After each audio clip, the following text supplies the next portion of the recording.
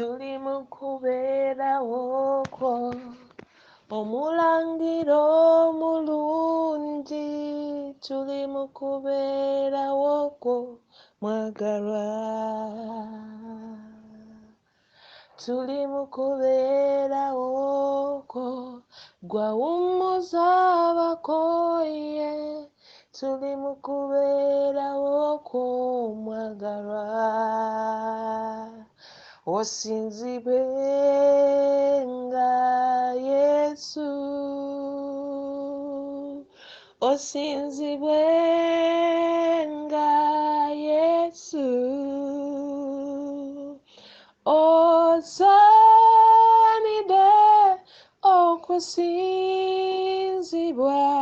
osinzibwe nga osinzibwe nga osinzibwe nga Yesu osinzibwe nga osinzibwe nga Yesu osinzibwe nga Yesu osaanidde okusinzibwa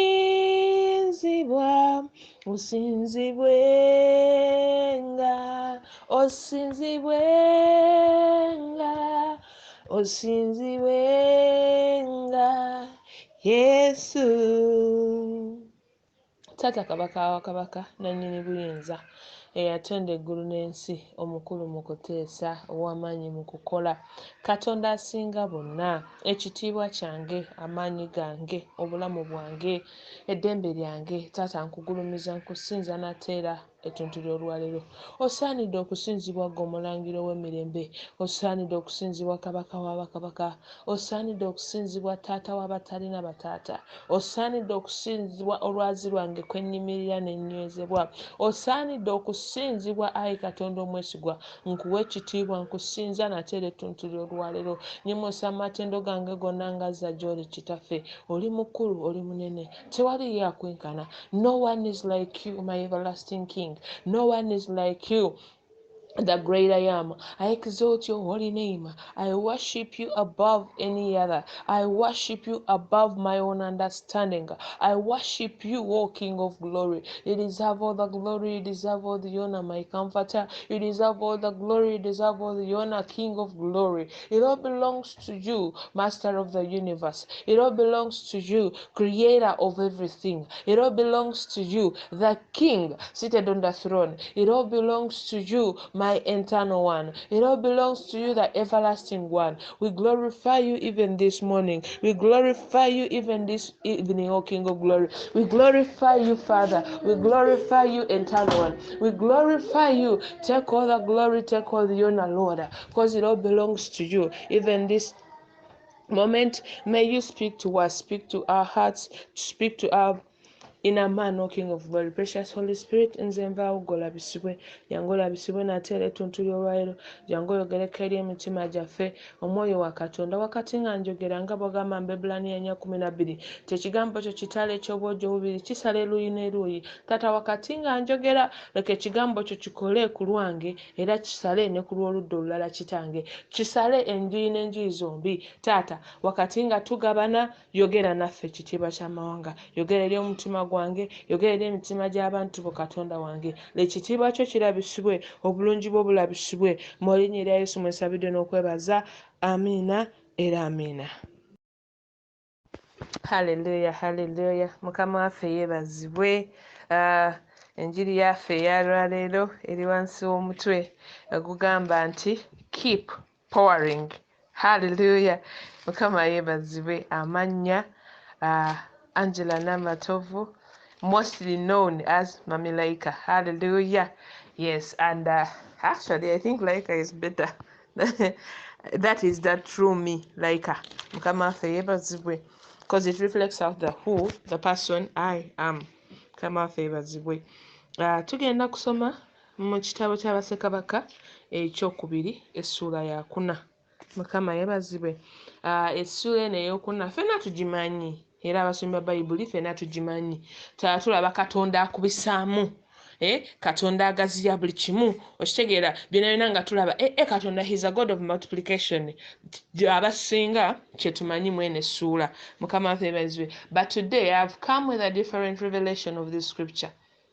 2 Kings chapter 4 from verses 1 I think up to verses 6. Mukama waffe yeebazibwe. Bible nina ya Luganda era ngenda kusoma Oluganda. Hallelujah. Tugende. Awo omukazi ow'oku bakazi b'abaana ba bannabbi n'ayogerera waggulu eri Erisa ng'ayogera nti, omuddu wo baze yafa, era omanyi ng'omuddu wo yatyanga Mukama, era ow'ebbanja azze okwetwalira abaana bange bombi okuba abaddu. Erisa n'amugamba nti, naakukolera ki? Mbuulira, olina ki mu nnyumba? N'ayogera nti, Omuzaana wo talina kintu mu nnyumba wabula akasumbi ak'amafuta. Kansooke nkomekaawo. Mukama waffe yeebazibwe. Tujja amaaso ga Katonda nga tulina ebizitoye nojja n'omugamba Mukama bannange kino nga kizitoye, kino kigaanye taata, naye nkoze ntya? Kino kye kibuuzo nnabbi Erisa kye yabuuza omukazi wa nnabbi eyafa, n'amubuuza naakukolera ki? Tujja amaaso ga Katonda n'ebizitoye byonna tubimulaze, amiina, naye Mukama akubuuza naakukolera ki? Haleluya. Abuuza naakukolera ki? Nabbi n'addamu n'amubuuza era olina kaki? Mukama waffe yeebazibwe. Emirundi egisinga bwe tujja amaaso ga Katonda tumaze bimubuulira, tusuubira okumugamba nti nze nina akawumbi ka ssente, okitegeera, naye Katonda tanoonya kingi ky'olina, anoonya ekyo ky'olina. Omukazi najja agamba Erisa n'amugamba nti nina akasumbi, actually yasooka amugamba sirina kye nina. Ffenna tujja amaaso ga Katonda tumugamba sirina kye nina. Nga n'abasinga babyogera tuli baweereza. N'emira n'omugamba Mukama nze sirina kye nina, naawe ondaba sirina kye nina, eno embeera ensusseeko ow'ebbanja ntwala, sirina kye nina. Mama waffe yeebazibwe. Nga we are boldly talking to our Father like that. I don't have anything. But remember, he gave you the gift. Ye nga ye yakuwa ekirabo. Ekitegeera, yakuwa ekirabo eky'okumuweereza. Naye eddakiika eno mugamba Mukama nze sirina kye nina. Sirina kye nina yadde akatini bwe kati sikalina. Ate bw'omala ne weekuba endobo n'ogamba mpozi yampa ekirabo. Mukama ninayo akalabo kali akatini ke wampa. Namwandu n'agamba Erisa nti ninayo akasumbi k'amafuta. Akatini akasumbi kitegeeza kaali katini kuba singa kyali kinene ninayo ogusumbi gw'amafuta, naye yagamba ninayo akasumbi k'amafuta, something very little. Mukama waffe yeebazibwe. Something very little. Mukitegeera nga kyoyogererako maaso ga Katonda. God is looking for that very little that you're having. Akatono k'olina Mukama kanoonya kayagala okukozesa. Ebizungu ekisinga twagala ebyamagero naye tetwagala participating. Here is God. He wants us to participate in what he's willing to do for us. Akakatini koyina koba ogenjulira Mukama nti Mukama omanyi weewaawo byonna bigenze nange amaanyi gampeddemu, naye nkyalinamu otukko otutono tusobola okusaba essaala, nkyalinamu otukko otutono tukyasobola okubuulira enjiri, nkyalinamu kale otwanya otutono otuyimirira ku situti okubuulira enjiri. Ekyo kyayagala okuwulira. Mukama waffe yeebazibwe. I can tell you this past month have been so challenging to me. In these months, I thank God for this ministry. There is a person who has been challenging me almost every after 2 weeks. Nga nsindikira program you have to preach. What am I going to give people? Trust me, Katonda tanoonya bingi by'olina. Anoonya ekyo ky'olina. Ne bwe kaba katini bwe kati ye kaayagala. This person kept challenging me, and Harriet, I thank God for you. She kept challenging me every after 2 weeks. Ngosangaka, you have to preach. There is no way you're going to escape. Kubanga tumanyi okwekwasa ate obudde bwankuta ate sirina data biki kamba sese Katonda abadde mwesigwa ne data n'amumpanga ku buli nnaku ze mbadde nina okubuulira. Nga data mufuna ka bulungi naye ng'ennaku ezisigadde simufuna. naye nga ze nina okubuulira data mufuna ka bulungi. Lwaki? He wants that little that I have, that I'm still left with, to be poured out. Mukama waffe yeebazibwe. Kambasese tweyongereyo ku lunyiriri oluddako. Olwokusatu n'amugamba awo n'ayogera nti genda weeyazike ebintu ebiwera mu banno bonna, ebintu ebyereere weeyazike bingiko. Awo oyingire weggalire ggwe ne batabani bo, otuulire mu bintu ebyo byonna, otereke ebijjudde. Awo n'ava waali ne yeggalira ye ne batabani be, ne bamuleetera ebintu n'attulula. Mukama waffe yeebazibwe. I thank God for this ministry kubanga you people have challenged me in a way I cannot understand. The way God wants me to overflow, the way God wants me to pour. Nange kenyini nali sijisuubira. Omukyala wa nnabbi ali awo yeebuuza, ngenda kukola ntya nze alina akasumbi akatono. Nnabbi amugambye genda weggalire n'ako akasumbi kakatono, okole ki? Ottulule, ottulule, ottulule, ottulule, ottulule, ottulule, ottulule. N'amugamba weeyazika ebintu nga biwerako.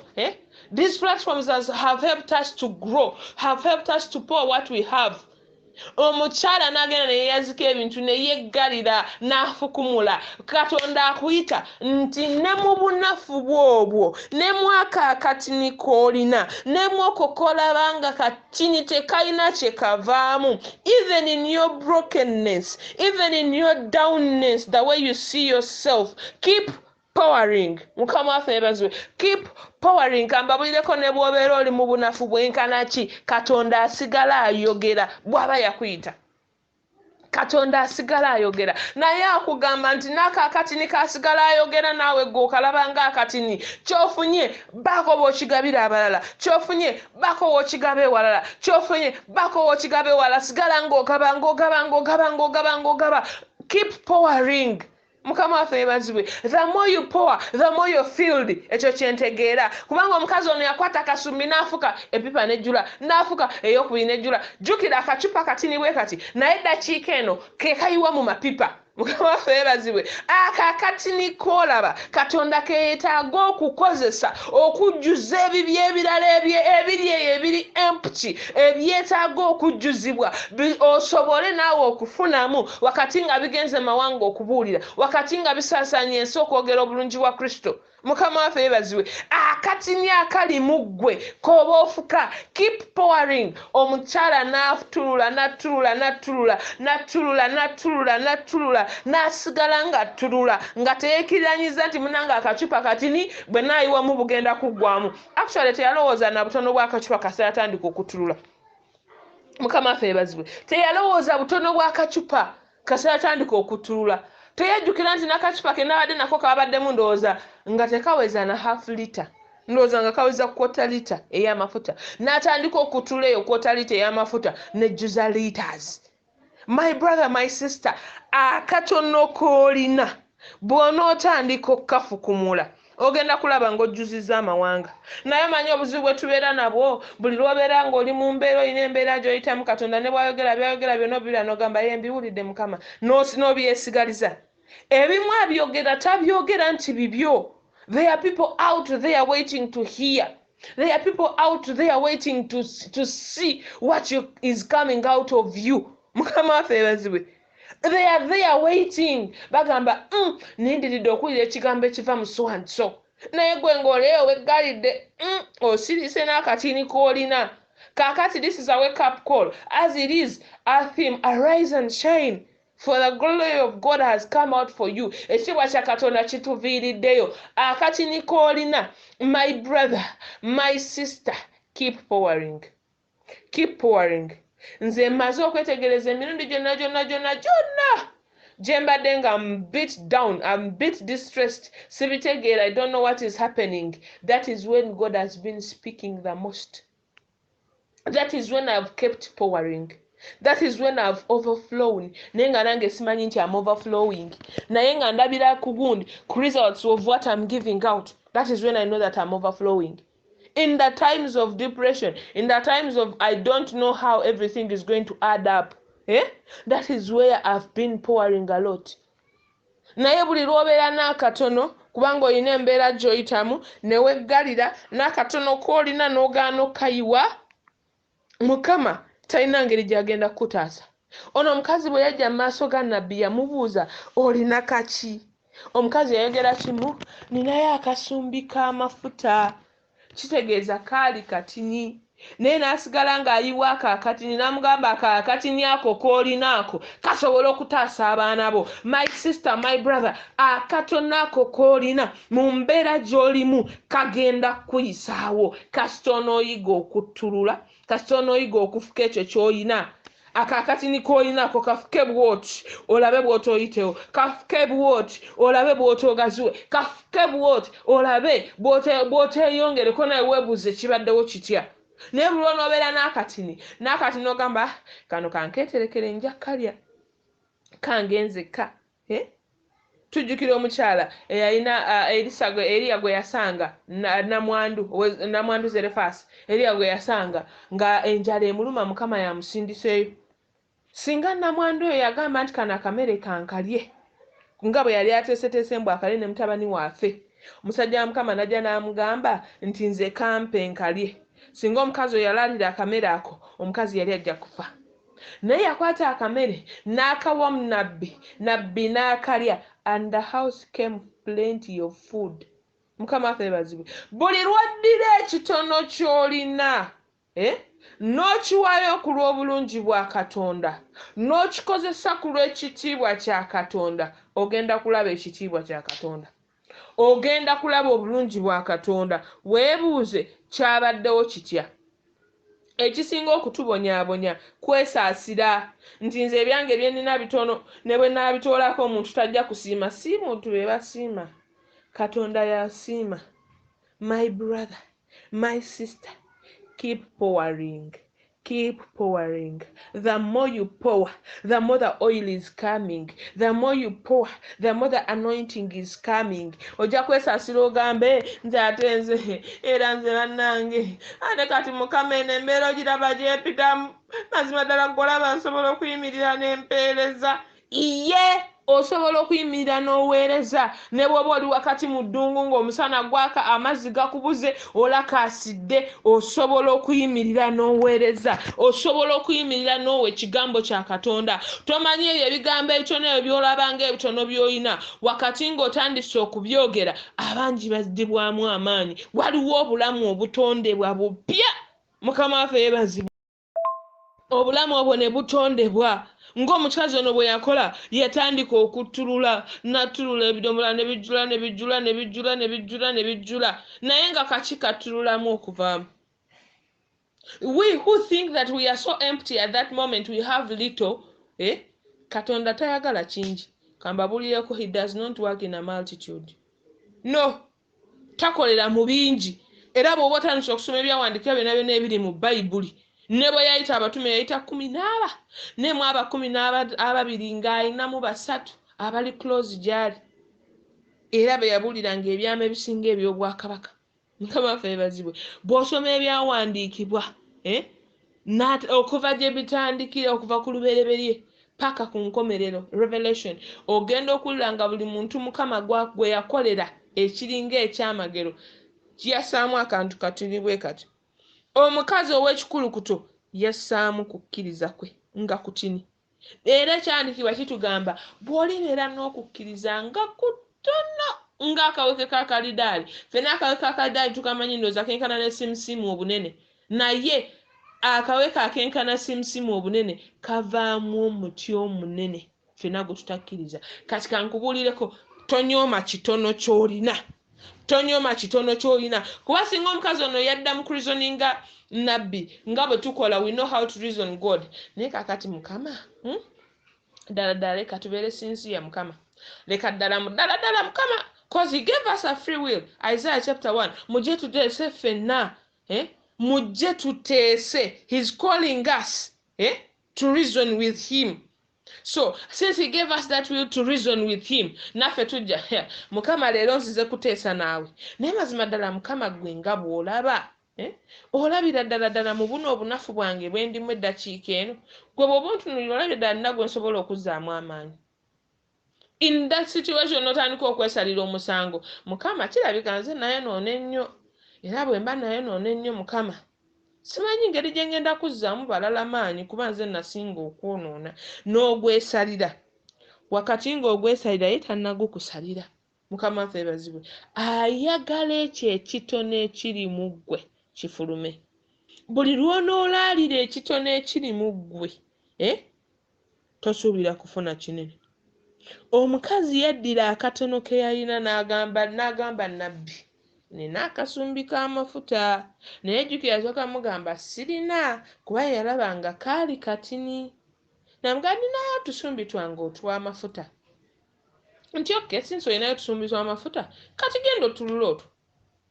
There is a God of multiplication. If we only accept to use that little we have, then we will see the multiplication of God in everything we touch. Nebirogana n'ogamba nti n'akatono ke nnina kanke kukulire nkeesigalize, you will not see the multiplication of God. No way. There is no way you're going to see God multiplying you nga n'akatono k'olina okagaanidde. Abasigaluka Mukama mpa amaanyi nga ge wawa Peetero ng'atambula n'ekisikiriza ekye ne kiwonya. Do you know what Peetero did? Omanyi Peter kye yakola? Tokimanyi. Naye singa wali okimanyi n'akatono k'olina wandikafulumizza. Peetero tumujjukira nti Kristo bwe yagenda n'atuuka nga n'ebyokubuulira enjiri abivuddemu, yeddiddeyo mu kuvuba. Naye Kristo bwe yajja Peetero n'akkiriza mu bunafu bwe, mu kusobya kwe, n'addamu n'ayimirira. Peetero n'aweereza, n'addirako akatono ke yali asigazza n'akafulumya. Mukama waffe yeebazibwe. Naye akatono ke tulina twekkiriranyiza tugaanye okukafulumya, tugambye mundeke, temubyogera nako, mundeke, ekisabo kinadda n'akola, ekisabo kinadda. Ate abalokole twayiza okwekwasa ekisa. Twayiza okwekwasa ekisa ne tudda muli ne tutandika okwevuluga. Tuli mu kisa twevulugira mu kisa. Guno mulembe gwa kisa. His grace is sufficient. Tuyimba muno buyimba. The sufficient grace of God is overtaking me. Yes, it is overtaking you. But have you used that grace for good? That is my question. Wake up, use that grace for good. Olaba bulungi bwa Katonda. Awo wakati w'owulirira ng'ozirika, awo wakati w'owulirira ng'oyulika, nga byonna tebigatta, w'olina okukolera. W'olina okukolera, w'olina okwambalira amaanyi okole ne by'otakolangako.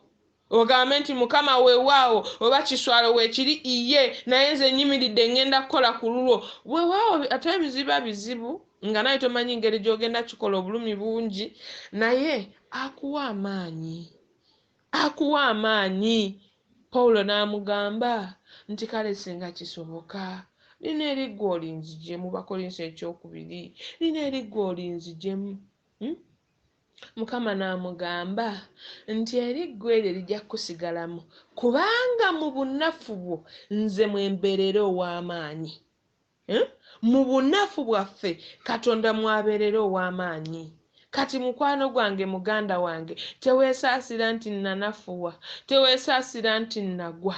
Yambala bwambazi maanyi. Mu bunafu obwo gwe muweerabira eddakiika eno, w'olabira ddala nga mu butuufu sisobola, w'olabira ddala mu butuufu ng'ebigere obisindika tebigenda, sigala ng'osindika ebigere, mwana wa Katonda. Sigala ng'otambula, sigala nga tokoowa, sigala ng'okola ky'olina okukola. Awo wakati w'olaba nga biringa ebigaanye, w'olaba nga biringa ebizitoye, nga tomanyi kikyakuzaako, laba akwambaza amaanyi, laba akuwa ekisa ekijja. Buli lunaku, buli lw'onoofulumyayo ekigambo nga yayongerako eri amafuta nga geeyongera, amafuta nga geeyongera, amafuta nga geeyongera, gwe ng'oyongera kukulukuta. Gy'okoma okukulukuta, gy'ogenda okulabira abantu nga bagamba omwana ayogedde ekigambo ne kinziza engulu. Naye nga bagamba oyogedde ekigambo ne kimuzza engulu, ozirika. Oyo gw'owadde ekigambo ekimuzizza engulu tomanya yalina ne ky'obadde onoonya. Ky'obadde onoonya ku bw'omubiri, so obw'omwoyo. Ky'obadde onoonya ku bw'omubiri. n'akikwata bw'akikuwoddamu amaanyi n'ogamba kansigale nga mpeereza katonda omwesigwa naye tolinda kumuweereza kubanga waliwo ebikoleddwa sigala ng'oweereza ne bwe kaba katini katya ne bwe kaba katini katya keep on pouring keep on pouring keep on pouring leka ekyo ekigambo ekigamba nti the living water like he says out of your belly shall flow streams of life. Let those streams of life flow. Don't hold them at anything. No, don't hold them.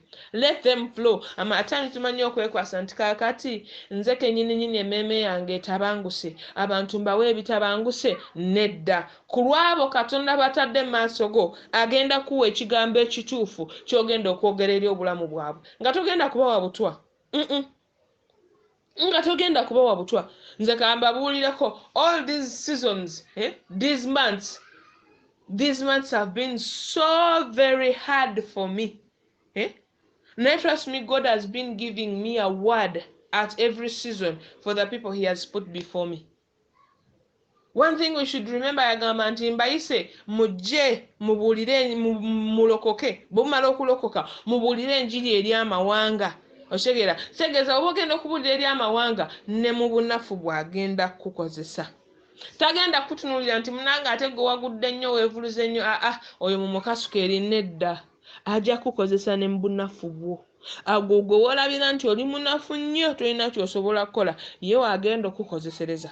Mukama waffe bazibwe yambala amaanyi yambala obuvumu keep pouring keep pouring keep pouring I beg keep pouring teweggalira toggalira mukisa gwo toggalira kuyitibwako wakati ng'osiriikiridde ogaanye okukola ky'olina okukola. Mukama waffe yeebazibwe sigala ng'okikola singa n'omukyalo ono yagamba akasumbi akakatini kanaage ebikalimu binajjuza ddi biri ebirala byonna excuse me kanajjuza ddi biri ebirala byonna teyakirowooza nako actually ndowooza ye yalowooza ayina gundi ayina ki luzzi lw'amafuta lulamba mu kasumbi akatini bwe kati kalina n'asigala ng'ayiwa until the time we baamugamba nti by'oyiwamu biweddeyo amafuta ne galyoka gakalira okutuusa akaseera ako Kristo n'akugamba nti Laika omulimu gwo gwakuyisa ku nsi guwedde komawo gyendi. That is when your vessel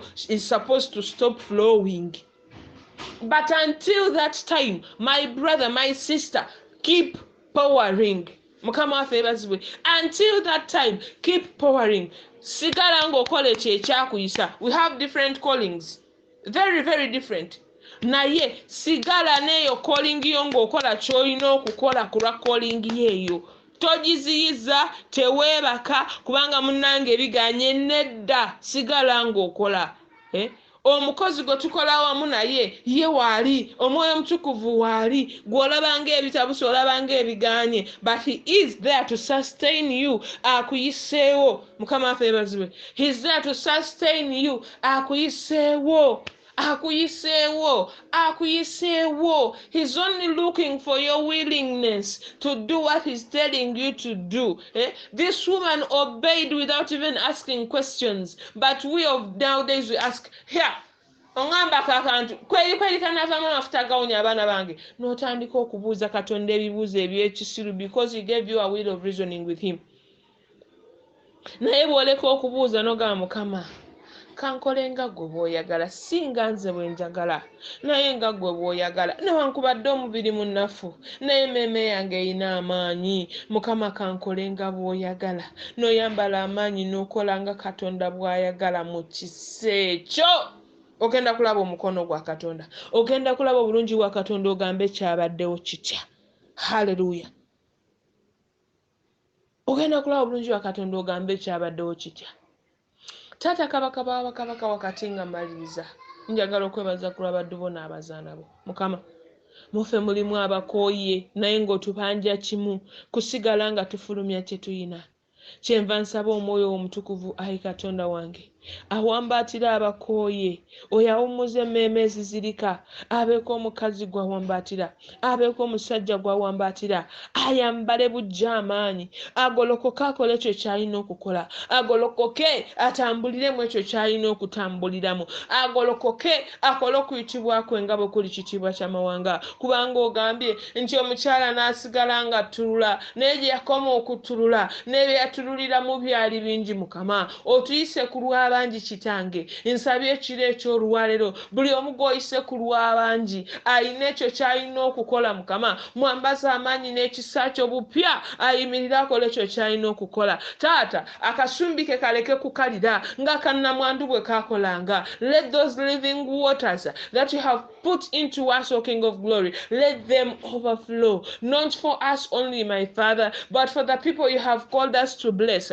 for the people that you have called us to uplift, for the people that you have called us, my Father, to go with them in this journey of salvation. Mukama, waliwo abadde aweddemu amaanyi ng'agamba nti nze bannange nasobya nnyo. Mukama, oyo gw'oweddizaamu ddala amaanyi ayimirire akole ekyo ky'alina okukola, ayimirire ku lw'obwakabaka akole ekyo ky'alina okukola, kubanga ogamba tuli bakozi mu bwakabaka. Taata, katuyimire tukole ekyo ky'oyagala tukole. Mukwano gwange, tuwa amaanyi Kitange, gabirira eby'omubiri n'eby'omwoyo, gabirira ayi kabaka w'abakabaka, abantu bamanye nti eriyo Katonda akola. Ng'omukyalo ono bwe wamuwa amagezi, nabbi wona amugamba attulule. Mukama, amafuta agava mbwe yagatunda n'awonya abaana b'amabanja, n'omukazi oyo ky'oba omukolera kitiibwa ky'amawanga. Wakati nga attulula, Mukama, baako by'omuwonya, baako ensozi z'ojjawo, baako by'omuseguliza, anaatuuka waggulu ku lusozi n'agamba nti weewaawo ndabye Katonda, n'agamba nti weewaawo Mukama abikoze.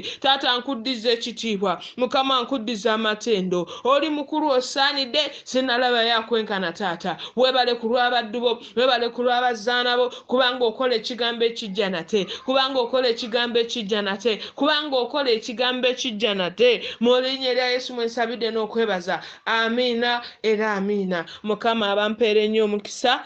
Amiina.